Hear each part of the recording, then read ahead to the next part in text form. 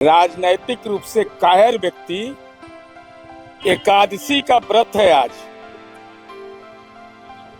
शराब का बोतल लाने का वादा था, लेकिन राजनीति के छुरछुरी पटाखा साबित हुए। नमस्कार, मैं अंकित और आप देख रहे हैं सिटी पोस्ट लाइव। बिहार की राजनीति में एक बार फिर जुबानी जंग जो है वो तेज हो गई है। मुद्दा है शराबबंदी कानून और कथित चंदे का। जी हां, जनता दल यूनाइटेड के प्रवक्ता और पूर्व मंत्री नीरज कुमार ने विधान परिषद में विपक्ष पर तीखा हमला बोला है और कहा है कि विरोध करने वाले सिर्फ बयानबाजी करते हैं, लेकिन कानून को चुनौती देने की उनमें हिम्मत नहीं रखते। जी हाँ, नीरज कुमार ने खास तौर पर सुनील कुमार सिंह पर निशाना साधते हुए क्या कहा, जरा ध्यान से सुनिए। राजनैतिक रूप से कायर व्यक्ति एकादशी का व्रत है आज। शराब का बोतल लाने का वादा था, लेकिन राजनीति के छुरछुरी पटाखा साबित हुए। एक्साइज एक्ट का सेक्शन 30, जिसमें उनकी गिरफ्तारी आज होती, शराब का बोतल लाने का हिम्मत नहीं हुआ। कायर है ये। और मैं ये जानना चाहता हूं, मान्यवर, 2019 से 2022 तक हम लगातार 2005 से सत्ता में हैं। हमको 23 करोड़ रुपया इलेक्ट्रोल बॉन्ड के रूप में मिलता है और राष्ट्रीय जनता दल को 17 महीना में 85 करोड़ का इलेक्ट्रोल बॉन्ड के रूप में चंदा मिलता है। और चंदा कौन देता है? शराब की कंपनियां चंदा देती है। शराब की कंपनियों ने चंदा दिया, तो किस कारण से चंदा दिया यह स्पष्ट करना चाहिए। और इससे बड़ा जालसाजी क्या होगा? IFDA इंडस्ट्रीज लिमिटेड, जो पश्चिम बंगाल की कंपनी है, 2023-24 में मात्र 13 करोड़ 87 लाख उसकी पूंजी है और 35 करोड़ चंदा देता है। केवल एक है कि इलेक्ट्रोल बॉन्ड के रूप में चंदा लेना बुरा नहीं था, लेकिन आपने बिहार में शराबबंदी था तो शराब की कंपनियों से आपने पैसा क्यों लिया? और इसका जवाब आप दे नहीं रहे हैं। मुद्दे को भटका रहे हैं।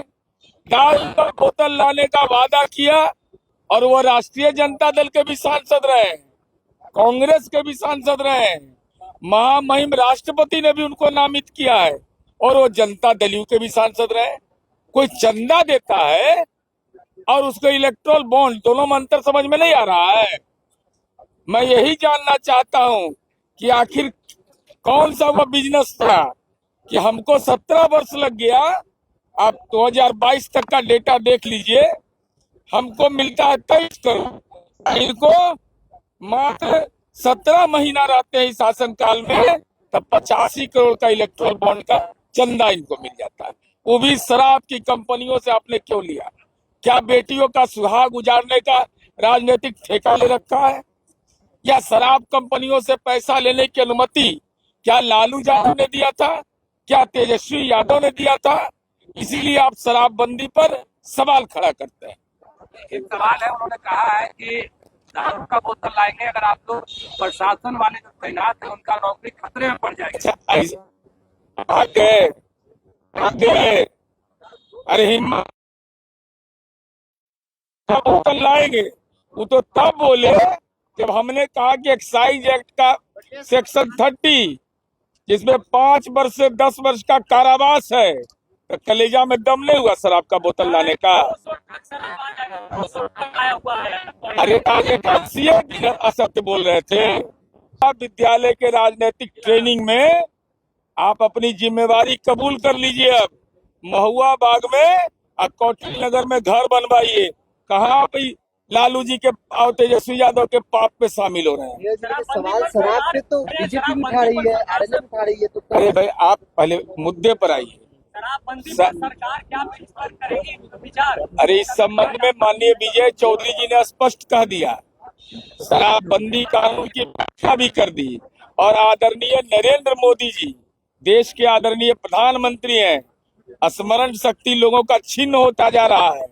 जब महागठबंधन की सरकार थी गांधी मैदान की सार्वजनिक 350वां प्रकाशोत्सव में कहा था कि माननीय नीतीश कुमार जी ने साहसिक फैसला लिया है और यह केवल सरकार का काम नहीं है नियंत्रण करना, बल्कि तमाम दल संगठनों को सहयोग करना चाहिए। लेकिन शराब का बोतल आज नजर नहीं आया, इसकी पीड़ा मुझे जरूर है। आपने कहा स्मरण शक्ति छीन हो गई, बीजेपी नेता भी जो है शराबबंदी कानून का पोल खोल तो रहे हैं। प्रधानमंत्री जी से बड़ा नेता हम लोग हैं, एनडीए के सर्वमान्य नेता हैं, उनसे पूछिए कि प्रधानमंत्री जी की राय से सहमत है या असहमत। राज्यसभा को लेकर पार्टी का क्या स्टैंड है? नहीं, इस संबंध में ना है। शराब की तो बंदी है ना, आप लोग कह रहे वो हैं तो कहेंगे कि हम लेके आएंगे, लाए काहे नहीं। होटल खोज रहे थे, सुनील सिंह के हाथ में शराब ले आई, ये माल घटोत्कच क्लियर गटर लिए।